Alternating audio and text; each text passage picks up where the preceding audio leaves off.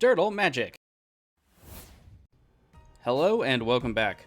You can follow our post on Twitter and Facebook at DirtleMTG to stay up to date on our latest videos and other posts, and you can join a more robust discussion about Casual Commander at our blog, TheDiceBag.blog. Please don't forget to like, subscribe, and share this content to help the channel and the blog grow. Another way you can support the channel, though, is through our affiliate links in the description below. If you're looking for single sealed product or gaming accessories to protect all of that glory, please consider clicking the links in the description.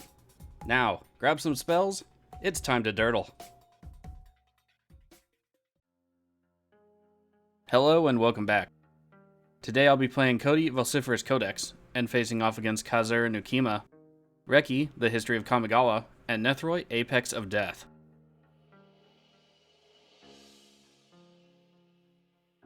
I win the die roll and decide to go first. I play a Field of the Dead to start off the game and pass the turn. The partner player plays Zoggoth Triumph on their turn. Reki plays a Forest. Nethroi plays a Necroblossom Snarl on their turn. My turn comes around and Sea of Clouds floats on down to the tabletop. The partner player plays a Woodland Cemetery and then casts Talisman of Dominance. Reki only drops a forest land. Nethroi plays a Plains, and then casts Farseek, retrieving a swamp. My turn sees Buried Ruin, which I play. Then I cast Codie, Vociferous Codex, and pass. The partner player has a Breeding Pool come into play tap. Beastmaster's Ascension then hits the battlefield, and danger alerts go off. Ukkima getting pumped into lethal damage and draining people is not a good idea for our survival. Reki plays another Forest on their turn and casts their commander. Nethroi plays a Forest and casts Stitcher's Supplier. It triggers on the ETB and mills them 3 cards. Essence Warden is then cast, and I consider how low to the ground the deck might be considering their commander. My turn delivers long-term plans. I play Bountiful Promenade and activate Codie. I cast Kamal's Will, animating 1 land to fight the Essence Warden. Codie triggers, and I get to Rampant Growth. The Warden goes down from fighting the land. I cast a Rampant Growth in the second main and retrieve a mountain and pass. The partner player plays a Forest. Sascha, God of the Sea, then breaches the stack, and they pass. Reki plays a Snow-Covered Forest, and then they cast Arcane's Signet. Azusa hits the stack, and Reki recites history, drawing them a card. On the attack, Reki swings into me, and I take 1. Nethroi plays a Bountiful Promenade of their own on their turn. This is followed by Winding Constrictor to the field, and then Rampant Growth grabbing a swamp. The Supplier is assigned to attack the Reki player in combat, and they take 1 damage, going down to 39. My turn gives me Evolving Wilds, which I immediately put to play and crack for a swamp. With nothing else to do, I pass the turn. To the partner player, and Thassa triggers for the Scry 1. Talisman of Resilience hits the field, followed by Evil Vaporeon, Ukkima, Stalking Shadow. They pass. Reki casts Yasan the Wandering Bard on their turn, and I consider my future options for board wipes because I do not need them tutoring out every creature in their deck. Cultivate then hits the stack, putting a Forest to the battlefield, and then they have 1 played from their hand. Moving to Nethroi, they go to attacks and swing the Stitcher's Supplier into the partner player. 1 damage is a go against them, and they go down to 39. My turn has me visit the Temple of Abandon, which I play. Field of the Dead triggers for a zombie, and much needed defense. I scry Vault of Champions to the bomb from the Temple trigger. I activate Codie, and cast Volcanic Vision. I get to read the pages until I get to a Chaos Warp, which I save for later. I choose to return Kamal's Will from my graveyard, thereby dealing 4 damage to creatures I don't control, and wiping the board. Ukkima and the Supplier trigger, and I lose 2 life. I then cast Chaos Warp on a land, hoping for another, but whiff. I pass. The partner player casts Talisman of Curiosity, completing the set in those colors. Ukkima then makes it back to the battlefield. Reki's turn starts with a Cultivator Colossus, but they put it into play with no extra lands. They then cast Elvish Mystic and pass. Nethroi has Dyna Soulseeper hit the stack, and I assume there is some combo potential within the other cards, but I'm unsure. It's at this point I notice Ailey, Eternal Pilgrim in their graveyard. Lathiel the Bounteous Dawn hits the stack in the second main, and they pass. Get it? Main? Yeah, okay, I'll leave now. My turn gives me Read the Bones. I play a mountain, gaining another zombie. I then cast Read the Bones, and scry the land to the bottom, and Harmonize to the top. I draw it and a Forest. I pass, leaving up mana for Codie or Reverberate. The partner player plays an island. Ukkima attacks into me during combat, and I respond with Codie activation, casting Kamal's Will. I animate 4 total lands and have them fight Ukkima. Codie triggers, and I flip the pages again until I read up on a Sundering Growth. I cast it, targeting the beast within. It resolves, and I gain another zombie token. Ukkima goes down to land fighting, and my face is saved from the damage. The partner player drains me for 2 more from the Ukkima trigger when it leaves the battlefield. In the second main, they cast Maelstrom Pulse, shredding Codie, and I decide to leave it in the graveyard. Sakashima's student then enters the battlefield, becoming another Cultivator Colossus. They pass. Reki casts Ren and 7 on their turn, and uptick the Walker to try and grab some lands from the top 4. They manage 1, and the other 3 cards get milled. Nihil Keen-Eyed then hits the field. With no attacks, they pass. Nethroi does nothing on their turn, and passes it off. I receive a Spitting Image on my turn.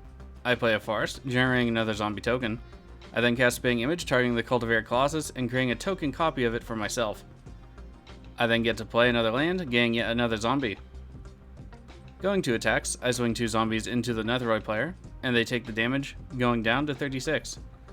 I pass, leaving mana up again for Reverberate. The partner player casts Farseek, grabbing a Fetid Pool. The Immoral Sun then hits the field, and for once I'm not too worried about it. On Reki's turn, they play a Forest and cast Sarek, the Hunt Caller. That's followed up by Vivian's Arcbow. They go to combat, and the Cultivator gains haste. It swings into the Nethroi player. Lathril is assigned to absorb some damage, and the Nethroi player goes down to 31. Dyna triggers from Lathril's lifelink, and each of Nethroi's opponents lose 1 life. In the second main, Reki returns to the battlefield. Nethroi's turn sees Dam on Overload, and the board is wiped of creatures. That's a little sad for me. Entomb is then cast, and Gav Guru of Spores gets planted into the graveyard. My turn gives a Cultivate. I cast Long-Term Plans looking for Bojuka Bog, and to my horror, I forgot to put it into the deck. Instead, I grab Radiance of Power. I then cast Harmonize to get it along with an island and a Sylvan Reclamation. I play the island and get a zombie. I pass the turn with mana up for Reverberate again. The partner player scries 1 and then draws an extra card for the Immortal Sun. They cast Assassin's Trophy on my Field of the Dead, and that kinda stinks because I need it for defense. I respond with the Reverberate and destroy the Ren and 7 to keep the Reki player off the ultimate despite the Immortal Sun's presence. Field of the Dead hits the yard, and I grab another island from my deck. The partner player then casts Ukkima again, and they pass. Reki taps a bunch of mana on their turn to cast Creator's Council, and my Reverberate cries in a corner. They return their entire graveyard back to their hand, have no maximum hand size for the rest of the game. They cast Yasan, and pass the turn. Nethroi plays Phyrexian Tower on their turn, and pass it off. My turn gives me a Ruinous Ultimatum, which I'm thrilled to see. I'll need to get some particular colors out of my mana though, so I cast Cultivate, grabbing a Plains and a Swamp. The Swamp enters tapped, and I play the Plains. I cast Volcanic Offering, picking to destroy the Phyrexian Arena and having Reki player choose the other land, which happens to be Nethroi's Bountiful Promenade. I then assign 7 damage to Yasan and allow the Reki player to choose again. They pick Ukkima for another 7 damage, and both lands and creatures hit the bins. I lose another 3 life from the Ukkima trigger, and pass the turn, ending on 29. To the partner player's turn, and they scry and draw 1 extra card to start the turn with 2 cards in hand. They play Yavimaya, Cradle of Growth, and every land gets a little moss on it. They then cast their commander, Cazur, Ruthless Stalker. Necropolis Regent enters afterward, and they pass. Reki recast Ren and 7. That was followed by Reki himself. In combat, Nana takes a swing at my face, and I chump with a zombie. They pass. Nethroi casts Paindrill Truths, drawing themselves 3 cards and losing 3 life on their turn. Wood Elves comes into play, and they grab Indatha Triumph. To my turn, and I get a Training Center, which I play. I then cast Ruinous Ultimatum, which resolves and blows everything away, minus some pesky gods. I then crack the Buried Ruin to retrieve Codie, and recast them. I pass afterward. The partner player recasts Cazur on their turn, and pass. Reki recasts Cultivator Colossus, and plays an additional land. Sarek the Hunt Caller re-enters the battlefield, and Nyla becomes active. 2 combat, and the Cultivator gains haste from Sarek. It swings into me, and I take 11 damage, going down to 19. Nethroi's turn has their Read the Bones hit the stack. Polakranos Unchained comes down afterward. On my turn, I get Luxury Suite. After playing it, I activate Codie and cast Reigns of Power targeting the Reki player. I flip pages until I get Gaia's Will. Reigns resolves, and I gain control of Reki player's creatures while they gain Codie. I cast Gaia's Will from exile, allowing me to cast Spitting Image to make another Cultivator. I then cast Warp on Codie, and fortunately whiff again, but Codie is out of the way. I go to attacks, giving the Cultivator token haste with Sarek, and I swing everything into the Reki player, and they take 37 going down to 1. A slight miscalculation, and a promise of revenge from the Reki player in chat. The partner player casts Death's Presence to start their turn off. In combat, they send Cazur at me, and I take 3 going down to 15. Unfortunately for me, Reki's turn comes back around, and they immediately go to combat, and swing the Cultivator and Sarek at me, and Nyla at the partner player. I take lethal damage and get knocked out. The partner player goes down to 36. In the second main phase, the Reki player floods the board with creatures of her defense, including Karametra's Acolyte, Dasan the Falling Leaf, Devoid Druid, and Joriel Monwilvi Recluse. They pass the turn after making a cat token, though I'm unsure how they were able to do that. Nethroi summons their commander via Mutate, putting it on top of Polakranos. When it enters the battlefield this way, they get to retrieve any number of creatures from the graveyard, with total power 10 or less, and put them onto the battlefield. They get back Gave, Dinah, Wood Elves, Winding Constrictor, Corpsejack Menace, and Lathril. Wood Elves grabs an Overgrown Tomb from their deck on the ETB. They use Gave to create a Sapperling token and move to attacks.